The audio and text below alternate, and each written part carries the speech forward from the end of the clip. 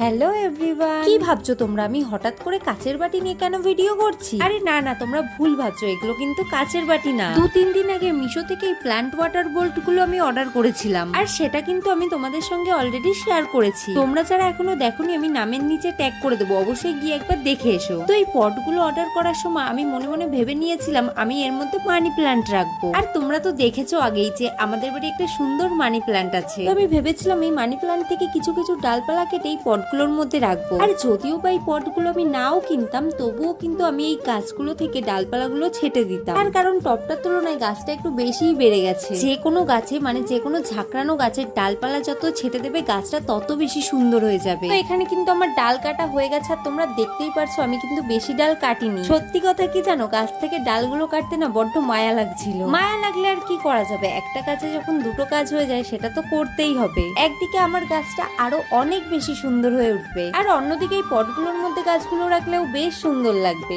আমার মনে হয় একেই বলে এক ঢিলে দুই পাখি মারা। আর তোমরা দেখতেই পাচ্ছ যে ডালগুলো আমি কেটেছি না, সেই ডালগুলো টবের তুলনায় অনেকটাই বড় হয়ে গেছে, সেই জন্যই ডালগুলোর মাঝখান থেকে কেটে দিয়েছি। আর কেটে দেওয়ার পরে কিন্তু অনেকগুলো ডাল হয়ে গেছিল। আর আমি ভেবেছিলাম মানি প্ল্যান্ট গুলো দেওয়ার আগে এর মধ্যে কিছু কালারিং পাথর বা সাদা পাথর কিছু একটা দেবো, কিন্তু ওগুলো আনতে আমি একদমই ভুলে গেছিলাম। তাই এই পটগুলোতে শুধুমাত্র জল দিয়েই গাছগুলোকে রাখতে হলো। আর আমার এরকম ছোট ছোট জিনিস দিয়ে ঘর সাজাতে খুব ভালো লাগে। তো দেখো এই পটগুলোর মধ্যে গাছগুলো সাজানোর পর ফাইনাল লুকটা এরকম এসেছে। আমার কিন্তু পার্সোনালি ভীষণ ভালো লেগেছে। তোমাদের কেমন লাগলো অবশ্যই কিন্তু কমেন্টে জানিও। তো আজকের মতো that's it, bye, see you tomorrow.